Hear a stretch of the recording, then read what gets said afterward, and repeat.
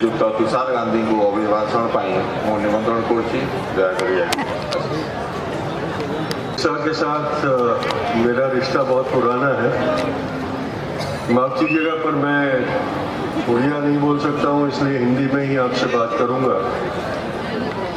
96-97 में मुझे ये पता चला था कि कटक की स्टेट बैंक में बापू का अस्थि कलश रखा हुआ है। तो 96 और 97 2 साल बड़ी मुशक्कत करने के बाद, संघर्ष करने के बाद सुप्रीम कोर्ट के ऑर्डर के अनुसार मुझे वो अस्थि कलश प्राप्त हुआ और 97 की 30 जनवरी को मैंने इलाहाबाद स्थित त्रिवेणी संगम में उसका विसर्जन किया था। तो उस वक्त कई बार उड़ीसा आना हुआ, लेकिन बरगढ़ नहीं आना को मिला था। कटक और भुवनेश्वर में ही पूरा काम मुझे करना पड़ा था। पर तब भी मुझे उड़िया लोगों ने जो दोस्ती दी, मोहब्बत दी, जो साथ दिया, वो मैं जिंदगी भर कभी भुला नहीं पाया हूँ। और इसलिए मैं हमेशा मेरे उड़िया बहनों और भाइयों का शुक्रिया अदा करता रहता हूँ कि एक बहुत बड़ा काम मेरे हाथों से उन्हीं के प्रेम और सहकार के कारण हो पाया था। तो जब मुझे बरगढ़ आने का ये निमंत्रण मिला तो मैंने दोनों हाथों से उसको झड़प लिया और कहा कि मैं ज़रूर आऊँगा यहाँ पर, ये चूकूँगा नहीं है।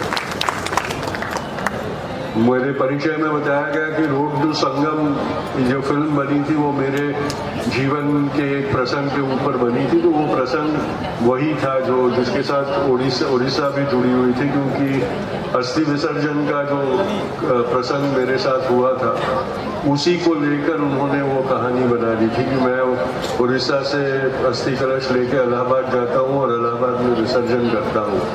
तो उसके ऊपर वो लेखक निर्देशक ने वो फिल्म बनाई थी रोड टू संगम। आज मुझसे ये कहा गया है कि विश्व में और आज के विश्व के स्वरूप में बापू की महत्व के ऊपर मैं कुछ बात करूं। मुझे ये लगता है कि हमें विश्व की बहुत पड़ी होती है। हर चीज में हमें विश्व की बात करने की बहुत आदत हो गई है। विश्व को सिखाने भी हम ही निकल पड़ते हैं, अपने आप को विश्व गुरु कहलाते हैं।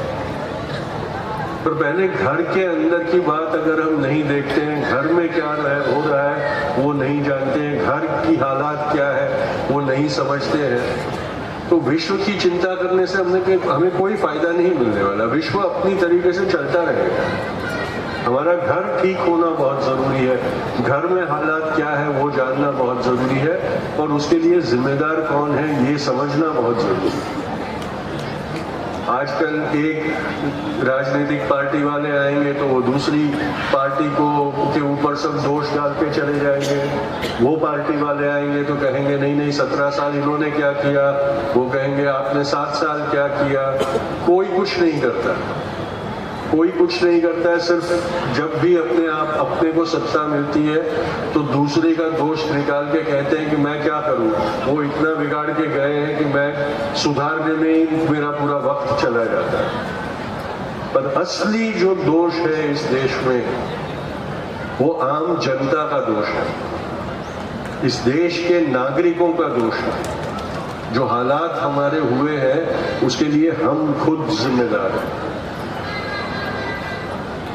ये मैं बहुत सोच समझ के कह रहा हूं, क्योंकि जब हमें आजादी मिली थी तो अंग्रेज सल्तनत के बारे में ये माना जाता था कि वो इतनी बड़ी ताकतवर सल्तनत है कि उसके राज्य, उसके साम्राज्य के ऊपर कभी सूर्यास्त नहीं होता।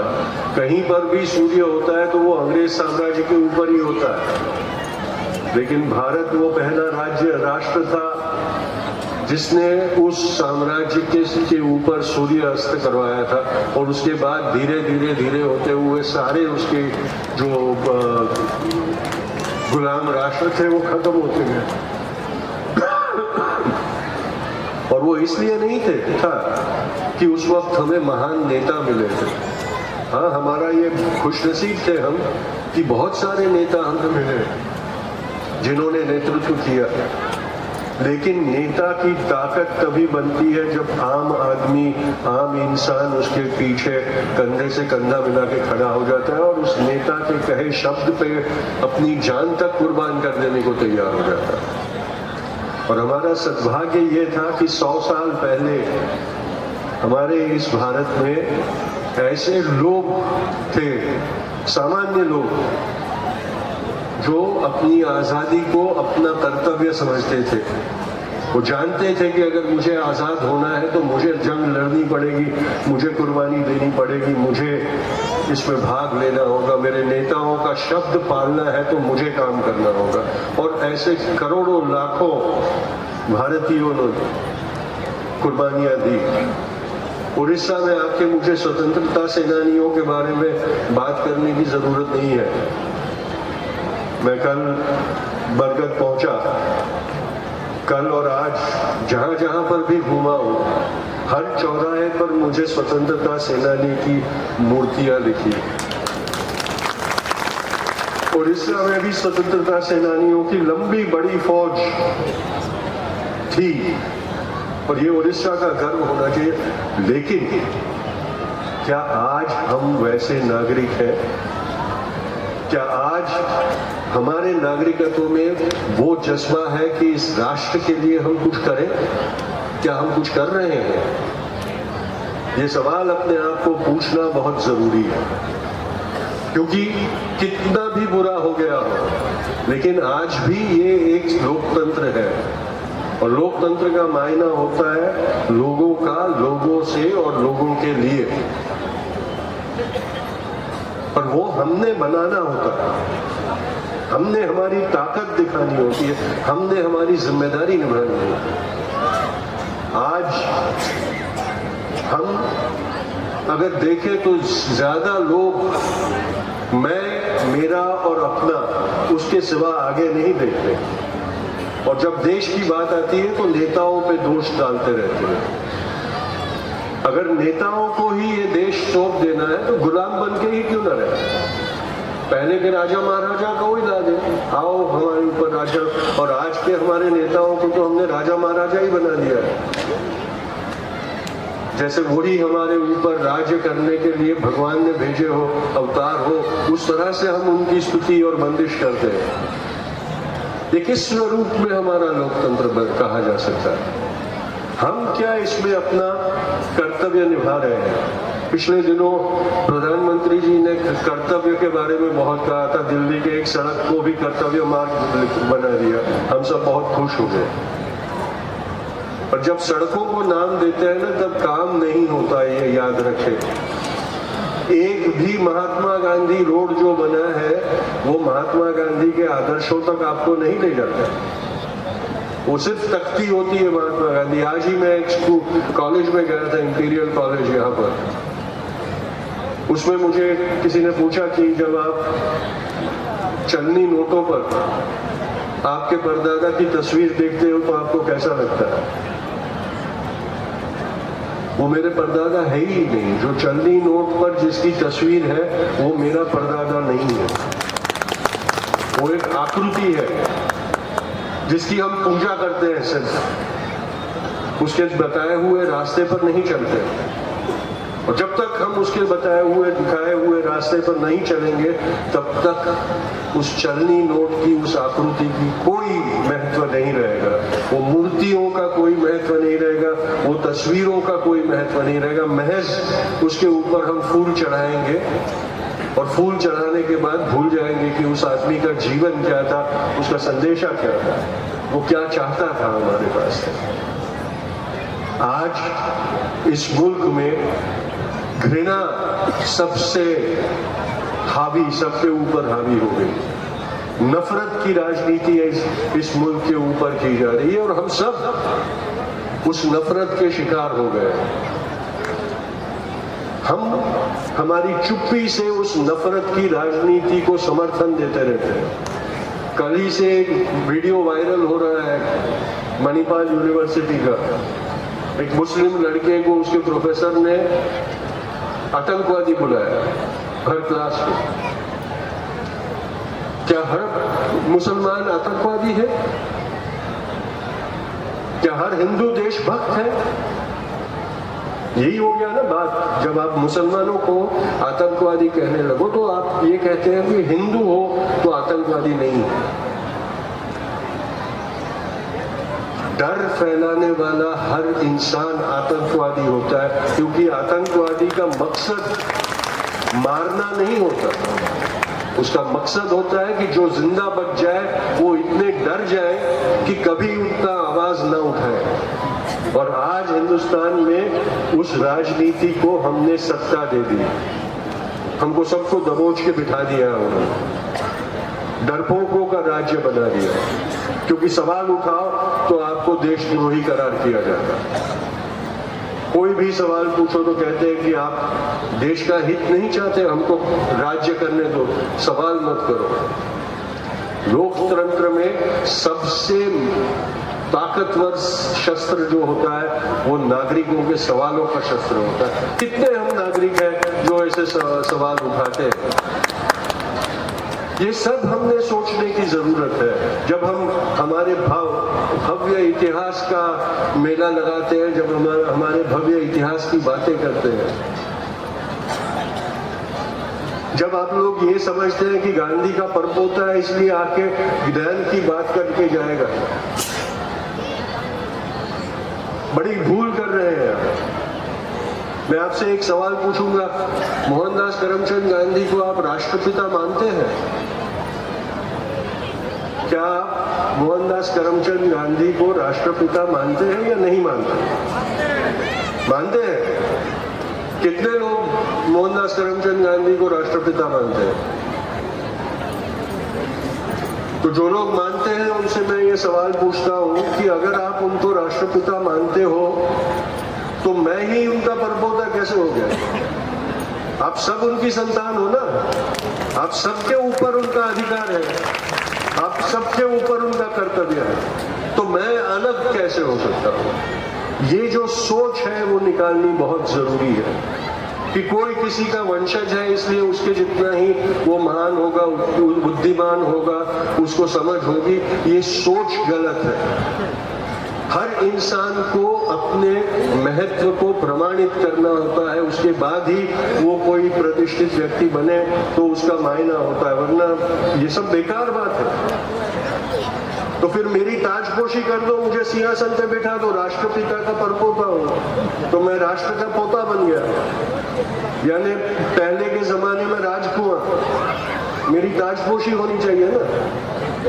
हम उस जमाने में से निकल गए हैं। ये याद रहे, ये राजाशाही का जमाना नहीं है। यहाँ हर नागरिक को ये अधिकार है कि इस मुल्क की कमान वो अपने हाथों में उठाए। देश की बात करो, देश की चिंता करो, विश्व की चिंता विश्व करेगा बाद में, और देश सुधर जाएगा, संभल जाएगा तो बाद में हम विश्व की भी चिंता करेंगे। आज देश के बुरे हाल है और विश्व गुरु बनने चले हैं। पूरा विश्व हमारे ऊपर हंसेगा कि पहले अपने घर को तो संवारो, सजाओ, फिर हमको ज्ञान देने आओ। ये सारी चीजों को हमने सोचना पड़ेगा और ये तय करना पड़ेगा। भगत सिंह को शहीद मानते हैं, उसकी पूजा करते हैं, पर भगत सिंह इतने महान क्यों हुए? क्योंकि उन्होंने अपनी जिंदगी का, अपनी जान का बलिदान इस मुल्क के लिए किया। तो क्या भगत सिंह आत्महत्या करना चाहते थे? क्या उनको मरने का शौक था? क्या वो जीना नहीं चाहते थे?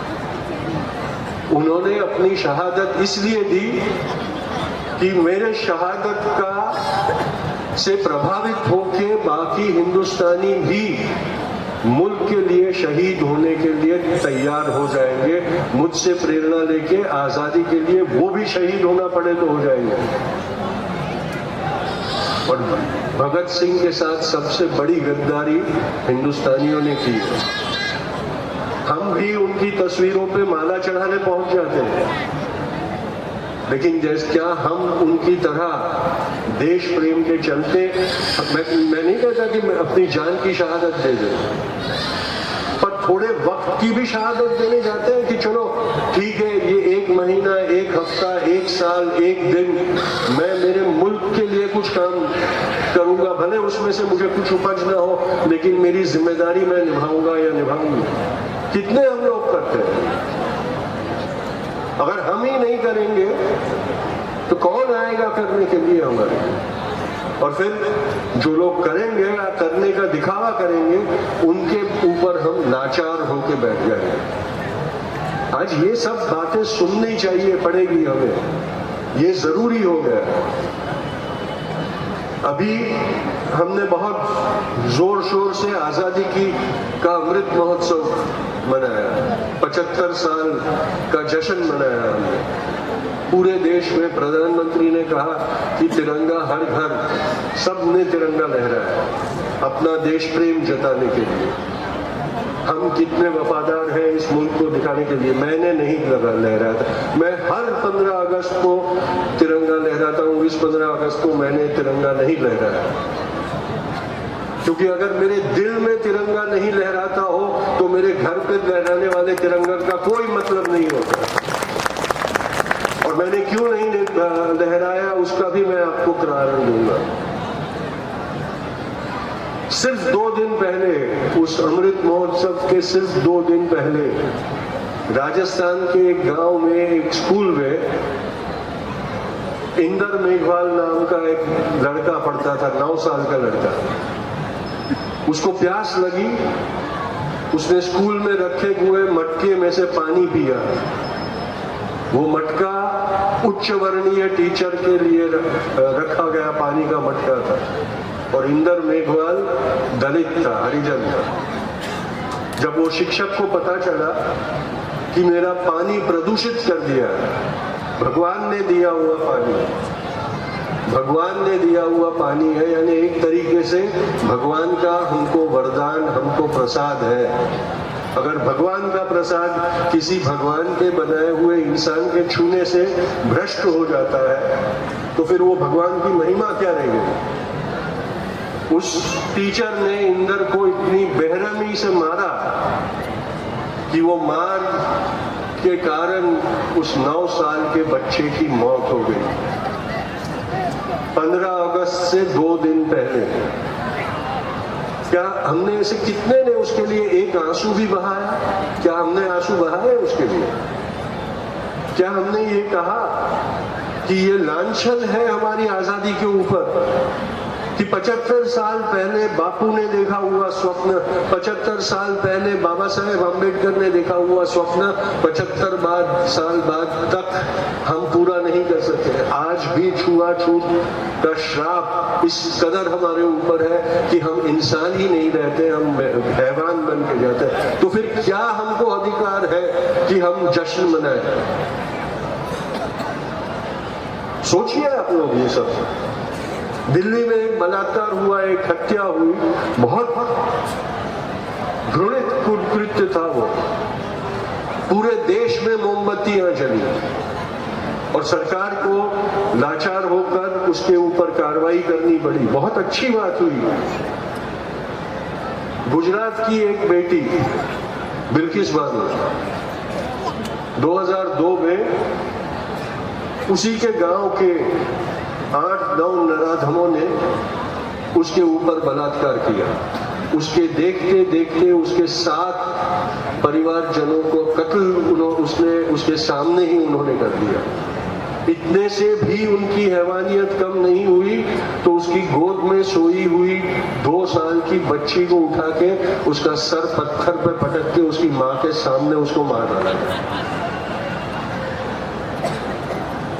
उसी 15 अगस्त, इसी साल की 15 अगस्त के हफ्ते में उन दोषियों को जेल से रिहा कर दिया गया। मैं समझ सकता हूं कि हमारी जेल व्यवस्था में ये एक प्रावधान है कि अच्छा बर्ताव करने पर जेल से रियायत मिलती है और छोड़ भी दिया जाता है, पर ऐसे हैवानों को छोड़ा गया। और समाज ने क्या किया? जब वो लोग बाहर निकले तो स्वतंत्रता सेनानी हो, देशभक्त हो, पराक्रमी वीर हो, वैसा उनका सत्कार किया गया। उनको फूल मालाएं पहनाई गई, मिठाइयां बांटी गई। एक जनता के रिप्रेजेंटेटिव ने कहा कि ये तो ब्राह्मण है, संस्कारी ब्राह्मण तो संस्कारी होते हैं, तो वो सुधर गए हैं, उनको छोड़ दिया गया। किसी ने प्रश्न नहीं उठाया कि अगर ब्राह्मण है तो संस्कारी है, तो जो ब्राह्मण नहीं है तो क्या दुर्जन है? कितनी बड़ी जातिवाद की बात एक जनता के प्रतिनिधि ने की, जिसका हाथ उनको छुड़ा देने में था। क्या हमने उसके ऊपर एक भी बार कहीं से विरोध दर्शाया है इसके बारे में? कौन सा अमृत महोत्सव मना रहे हैं? कौन सी आजादी की बात कर रहे हैं? अमृत जो जहर बन रहा है वो हमारे कारण बन रहा है। बापू को 3 बंदर बहुत प्रिय थे, जो बुरा देखता नहीं था, जो बुरा सुनता नहीं था, जो बुरा बोलता नहीं था। आज हमारी परिस्थिति वैसी हो गई है, हम सब वो 3 बंदर बन गए, जो बुरा देखने पर आंख बंद कर देते हैं। दया की भीख मांगने वाले की चीख सुनकर हम कान में उंगलियां दबा देते हैं, और जब अत्याचार के खिलाफ आवाज उठाना होता है तो मुंह बंद कर लेते हैं। शर्म आनी चाहिए हमें ऐसे जनता बनने पर। ये क्या हो गया है 75 साल में हमको? 75 साल पहले एक ऐसी पीढ़ी थी जो एक आवाज पर जेल जाने तक से हिचकिचाती नहीं थी आजादी के लिए, और आज हम हैं कि देश में इतना सारा बुरा हो रहा है पर चुप्पी साधे बैठे हुए हैं। मुझे कई बार मेरे विदेश दौरों पर लोग कहते हैं कि तुम्हारे देश में क्रांति कब होगी? इतना सारा गलत हो रहा है, क्रांति क्यों नहीं होती? मुझे भी ताज्जुब होता है, शर्म भी आती है कि हमने क्रांति तो की थी, हमारे अंदर से ही क्रांतिकारी पैदा भी हुए थे, तो आज क्या हो गया है हमें? कहां गए वो लोग? कहां गया वो खून? कहां गई वो गर्मी हमारे खून में? क्यों हम जिंदा लाशों की तरह बैठे रहते हैं सब जगह, और जो चाहे मनमानी करे? हमारे गृह मंत्री ने 2 दिन पहले गुजरात के चुनाव में इतना घृणास्पद भाषण दिया है, कहा है कि यहाँ के आतंकवादियों को 2002 पहले बहुत रियायत मिलती थी, वो बहुत हावी हो गए थे हम सबके ऊपर। 2002 में नरेंद्र मोदी की सरकार ने ऐसा तमाचा मारा कि वो सब लाइन पे आ गए, अब चूक के चा नहीं करते। वो आतंकवादी कौन थे जिनको 2002 में एक पाठ पढ़ाया गया जो गृह मंत्री कहते हैं? उनमें से एक बिल्किस बानो थी, ये याद रहे। और इतना बड़ा नेता जो सरकार में इतना बड़ा पद संभाले हुए है, वो चुनाव में इतना घृणास्पद बात करते हैं। औरतों को गुस्सा नहीं आता? इसका मतलब है औरत पे बलात्कार करना, उसको पाठ पढ़ाना है। अगर औरत सही रास्ते पे ना चलती हो तो उसके ऊपर बलात्कार कर दो, वो सीधी हो जाएगी। यही बात गृह मंत्री ने की है, और औरतें चुपचाप बैठी बैठी सुन रही है। ये कौन सा देश बन गया है? कहां पहुंच गए हैं और विश्व की बात करने चले? पहले घर तो संभाले हमारा। अमृत महोत्सव पे तो घर घर झंडा कर दिया हमने। 25 साल में जब 100 बरस होने जाएंगे, तब इस घृणा के नतीजे से ये राष्ट्र बचा भी रहेगा क्या? कि टूट फूट कर इतने टुकड़े में बिखर जाएगा कि हम पहचान भी नहीं पाएंगे कि एक जमाने में ये राष्ट्र था। संभालेगा कौन? आप लोग संभालेंगे ना? ये राष्ट्र किसका है? नेताओं का है या नागरिकों का राष्ट्र है? ये संभालेगा कौन? बचाएगा कौन? ऐसे ही चुपचाप बैठने वाले हो तो मुबारक हो, टुकड़े टुकड़े उठाते रहिएगा जिंदगी भर। मैं माफी चाहता हूं कि मैं कोई अच्छी बात आपके साथ नहीं कर पाया, लेकिन आज वक्त ऐसा है कि अच्छी बात करनी सुननी हो तो कवि सम्मेलनों में जाना चाहिए। वास्तविकता बहुत घिनौनी हो गई है हमारी, और ये सुनने का धैर्य रखना पड़ेगा, ये हजम करना होगा और इसके ऊपर कार्यरत होना होगा।